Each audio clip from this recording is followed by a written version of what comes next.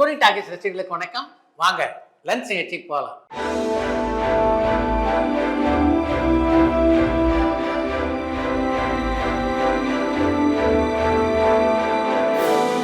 என்னம்மா முதல் கேள்வி? சல்மான் கான் அண்ட் முருகதாசனுடைய திரைப்பட வெளியீட்டுக்கு இன்னும் ஒரு வருஷம் தான் இருக்கு. அப்புறம் எப்படி சல்மான் கான் அண்ட் சிவகார்த்திகேயன் இவங்க ரெண்டு பேருடைய திரைப்படத்தையும் முடிப்பாரு? ஒருவேளை நடிகர் சிவகார்த்திகேயனுடைய திரைப்படம் இடைவெளியே இல்லாம நடக்க போதான்னு மட்டக்களப்புல இருந்து மயூரன் கேட்டிருக்காங்க. சல்மான் கான் படத்தை பற்றி அறிவிக்கும் போதே அவருடைய வெளியீட்டு தெரியும் சேர்த்து அறிவிக்கிறாங்க அப்படின்னா அதற்கான திட்டம் உங்ககிட்ட எல்லாமே இருக்கும். நடிகர் மணிகண்டன் நடிச்ச லவர் திரைப்படத்தினுடைய OTT ரிலீஸ் எப்போன்னு KGF இருந்து லிவிங்ஸ்டன் கேட்டிருக்காங்க.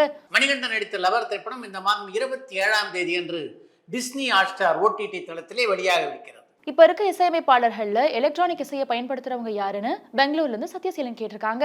தற்போதுள்ள இசையமைப்பாளர்களில் எலக்ட்ரானிக் இசையை பயன்படுத்தாத இசையமைப்பாளர் யார் அப்படின்னு கொஞ்சம் மாற்றி இந்த கேள்வி நீங்க கேட்கணும் அப்படின்னு நான் நினைக்கிறேன்.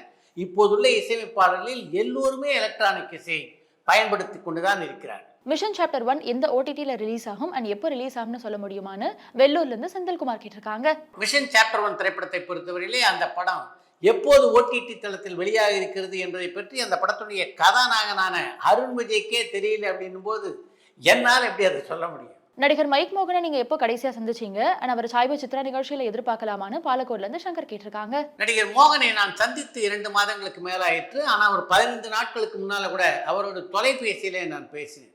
நிச்சயமாக சாய்வு சித்ரா நிகழ்ச்சியிலே மோகனுடைய பேட்டி இடம்பெறும். நடிகர்கள் ராமராஜன், தியாகராஜன், பாக்கியராஜன், கமல் சார் ஆகியோர் எம்ஜிஆர் சார்னுடைய புகைப்படத்தை தங்களுடைய படங்கள்ல காட்டியிருப்பாங்க. ஆனா விஜயகாந்த் சார் தன்னுடைய ஒரு படத்திலேயாவது எம்ஜிஆர் சாரை காட்டியிருக்காரான்னு சென்னையில இருந்து செந்தில்குமார் கேட்டிருக்காங்க.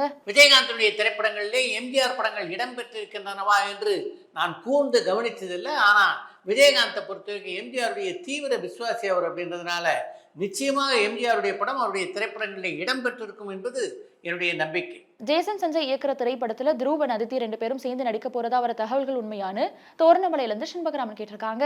துருவ விக்ரம பொறுத்த வரைக்கும் அடுத்து மாரி செல்வராஜ் இயக்கத்திலே ஒரு திரைப்படத்திலே நடிக்க இருக்கிறார். அவர் அந்த படத்துக்கு பின்னால்தான் அடுத்து எந்த படத்திலே அவர் நடிக்கிறார் என்பதெல்லாம் முடிவாகும் அப்படின்றது என்னுடைய எண்ணம். மஞ்சுமல் பாய்ஸ் திரைப்படம் எப்போ OTTல ரிலீஸ் ஆகும் அண்ட் எந்த OTTல ரிலீஸ் ஆகும்னு அம்ஜிக்கரையில இருந்து பப்போ கேட்டிருக்காங்க. மஞ்சுமல் பாய்ஸ் திரைப்படத்தை பொறுத்த வரைக்கும் எங்கெல்லாம் அந்த படத்தை திரையிட்டார்களோ அங்கெல்லாம் வெற்றிகளை குவித்து கொண்டு வருகின்ற ஒரு படமாக அது இருக்கிறது. அதனால அந்த படத்தை OTTல வெளியிடுவதற்கு கொஞ்சம் காலதாமதம் ஆகும் அப்படின்றது என்னுடைய கணிப்பு. தமிழ்நாடும் தமிழ் சினிமாவும் இந்தியாவுக்கே ஒரு சிறந்த முன்னுதாரணமா இருக்கு. ஆனா சுமார் 100 வருஷமான தமிழ் சினிமாலேயே BAFTA, Oscar, Golden Globe and Busan மாதிரியான ஒரு சிறந்த விருது அமைப்பை உருவாக்க முடியல. அதுக்கு என்ன பண்ணணும்னு பாண்டிச்சேரியில இருந்து பெருந்தமிழன் கேட்டிருக்காங்க. கோல்டன் குளோப், ஆஸ்கார் போன்ற விருதுகளை எல்லாம் உருவாக்கணும்னா அது அரசாங்கம் செய்கின்ற வேலை இல்லை, தனிப்பட்ட படைப்பாளிகள் செய்கின்ற வேலை. அவர்கள் யாரும் அப்படி முனைப்பு காட்டாதன் காரணமாகத்தான் அப்படி ஒரு விருது நம் நாட்டிலே தோற்றுவிக்கப்படவில்லை. SA ராஜ்குமார், சிற்பி, தீனா இவங்கெல்லாம் என்ன ஆனாங்க அண்ட் இவங்க எங்க இருக்காங்கன்னு கோவையிலிருந்து பஞ்சாப கேசன் சுரேஷ் கேட்டிருக்காங்க.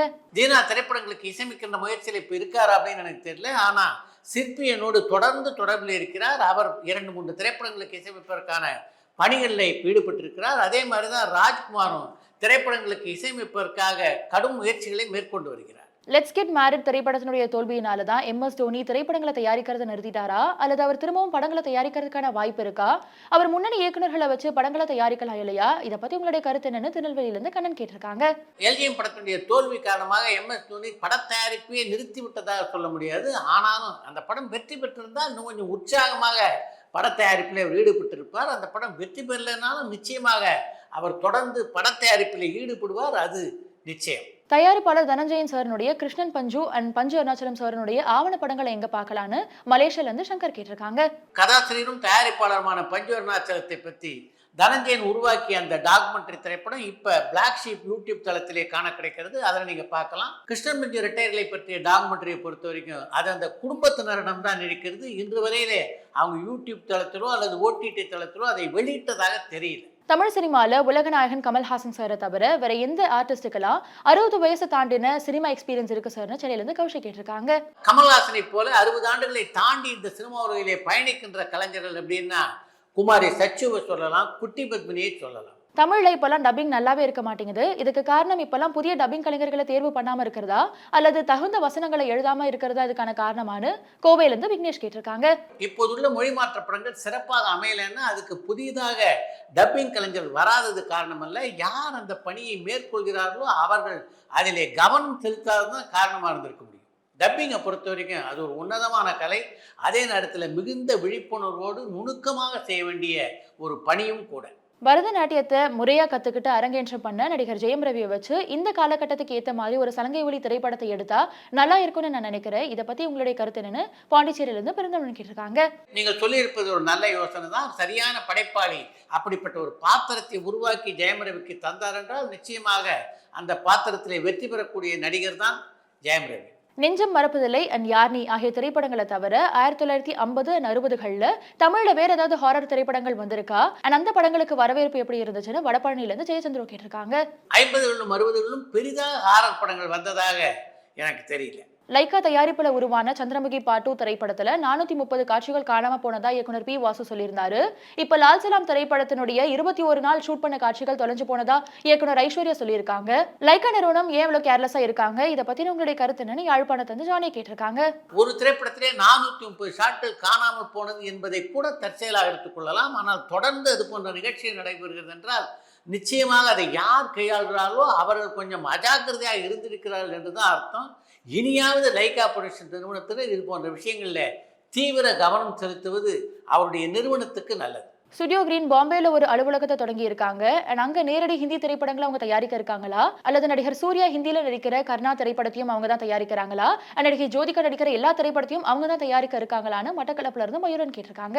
நேரடி ஹிந்தி படங்களை தொடர்ந்து தயாரிக்கின்ற நோக்கத்துல தான் மும்பையிலே ஸ்டுடியோ கிரீன் ஞானவேல் ராஜா ஒரு அலுவலகத்தை தொடங்கி இருக்கிறார். அடுத்து அஜய் தேவகன் முக்கியமான கதாபாத்திரத்தை நடிக்க ஒரு திரைப்படத்தை அவர் உருவாக்க இருப்பதாக தகவல்கள் வந்து கொண்டிருக்கின்றன. கர்ணா திரைப்படத்தை எனக்கு தெரிந்த ஸ்டுடியோ கிரீன் நிறுவனம் தயாரிக்கவில்லை.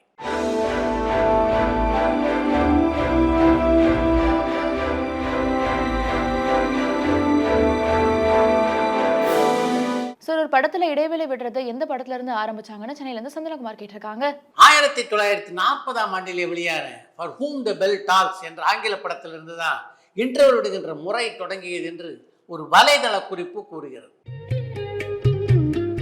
அடுத்து இன்று ஒரு தகவல். நடிகர் தினம் சிவாஜியை பொறுத்த வரைக்கும் அவர் ஒரு சீரியஸான மனிதர் அப்படின்றது தான் எல்லோருடைய பார்வையாகவும் இருக்கிறது. அவரோடு நெருங்கி பழகியவர்களுக்கு தான் அவர்கிட்ட எந்த அளவுக்கு நகைச்சுவை உணர்வு இருந்தது அப்படின்றது நன்றாக தெரியும். அப்படிப்பட்ட ஒரு சம்பவத்தை தான் இன்றைக்கு உங்களோடு நான் பகிர்ந்து கொள்ள இருக்கிறேன். சுமதி என் சுந்தரி படத்தினுடைய தயாரிப்பாளரான நாகசுப்ரமணியம் இருக்காரு. அவர் நடிகர் தினம் சிவாஜியுடைய நெருங்கிய நண்பர். அந்த படத்தினுடைய படப்பிடிப்பு நடைபெற்றுக் கொண்டிருந்த போது ஒரு நாள் அந்த படத்தினுடைய இயக்குனரான சி.வி. ராஜேந்திரனை அழைத்த சிவாஜி, இந்த படத்தினுடைய டைட்டில் காட்சியெல்லாம் எப்படி எடுக்கிறதாக நீ திட்டமிட்டு இருக்கிறாய் என்று சி.வி. ராஜேந்திரனை கேட்டார். இன்னும் அதை பற்றி ஒன்றும் நான் முடிவு பண்ணலன்னே என்று சி.வி. ராஜேந்திரன் சொன்ன உடனே, இந்த தனி காட்டுப்பாதையில் நான் வந்துக்கிட்டு இருக்கேன், அப்போ ஒரு யானை என்னை துரத்த வருது. நான் அப்படியே உட்கார்ந்து அதை குறி வச்சு சுட முயற்சி பண்ணுறேன். அதுக்குள்ளே அந்த யானை தப்பி ஓடி விடுகிறது அப்படின்னு எடுத்தால் எப்படி இருக்கும் என்று சிவாஜி சொல்ல, யோசனை பண்ணலாம் அப்படின்னாரு ராஜேந்திரன். உடனே அருகில் இருந்த தயாரிப்பாளர் நாகசுப்ரமணியத்தை அழைத்து, சிவாஜி ஒன்று செய்யுங்க நாகசுப்ரமணியம், நம்ம வேட்டைக்காரன் போது முத்துமாணிக்க கவுண்டர் இருக்கார்ல, அவர்கிட்ட நீங்கள் சொன்னீங்கன்னா ஒரு நியாயமான விலைக்கு யானையை வாங்கி கொடுத்துருவாரு, எப்படியாவது வாங்கி இங்கே எடுத்துகிட்டு வந்துடுங்க என்றார். இதை கேட்டதுலேருந்து நாகசுப்ரமணியத்துக்கு தூக்கம் போனது என்று தான் சொல்ல வேண்டும். சித்ராலயா கோபுவை அழைத்தவர், என்னங்க தடால்னு யானையெல்லாம் வாங்கின்னு வர சொல்கிறாரு, யானை வாங்குறதெல்லாம் அவ்வளோ சுலபமான விஷயம் நினச்சிட்ருக்கீங்களா என்று புலம்ப ஆரம்பித்த நாகசுப்ரமணியம், எனக்கு தெரியாது கோபு, இந்த விஷயத்தை நீங்கள் தான் எப்படியாவது சிவாஜிகிட்ட பேசி ஒரு முடிவுக்கு கொண்டு வர வேண்டும் என்றார். அன்று இரவு முழுவதும் இந்த விஷயத்தை யோசித்து கொண்டிருந்த சித்ராலயா கோபுவுக்கு திடீர் என்று ஒரு யோசனை பிறந்தது. மறுநாள் காலை படப்பிடிப்பிலே சிவாஜியை சந்தித்த கோபு, அண்ணே இந்த படத்தினுடைய டைட்டில் விஷயமா நேற்று ஏதோ சி.வி. ராஜேந்திரன்ட்ட சொன்னீங்களாம், அவர் என்கிட்ட சொன்னார், அந்த காட்சியை பற்றி நான் யோசித்து பார்த்தேன், உங்கள் பேர் கணேசன், யானையும் எல்லாரும் கணேசன் அப்படின்னு தான் சொல்லுவாங்க, அப்படி இருக்கும்போது யானையை குறி வச்சு சொல்கிறதுக்கு நீங்கள் முயற்சி பண்ணுறதெல்லாம் அவ்வளோ நல்லா இருக்காதுன்னு என்றார். அவர் அப்படி சொல்லி முடித்தது தான் தாமதம். சிவாஜி கலகலவென்று சிரிக்க ஆரம்பித்து விட்டார். எனக்கு தெரியும் எப்படி நாகசுப்ரமணியத்துக்கு பரிந்துரைக்கிறதுக்காக காலையில் நீ இப்படி வருவேன்ட்டு. எனக்கு மட்டும் என்னை யானையை கொண்டாடணும்னு ஆசையா? நேற்று நாகசுப்ரமணியம் உற்சாகமான மூட்டில் இருந்தார், இவரை என்னடா பண்ணலாம் யோசித்தேன், அதனால தான் இப்படி ஒரு யோசனை சொன்னேன், யானையெல்லாம் வச்சு அந்த மாதிரி காட்சியெல்லாம் எடுத்தால் சரியாக வராதுன்னு எனக்கு தெரியாதா கோபு என்று சித்ராலயா கோபுவுடன் சிவாஜி சொல்ல, அப்போதுதான் கோபுவுக்கும் நிம்மதி பெருமூச்சு பிறந்தது. இப்படி பல படப்பிடிப்புகளில் நகைச்சுவையாக கலாட்டா பண்ண ஒரு நடிகர் தான் நடிகர் திலகம் சிவாஜி கணேசன்.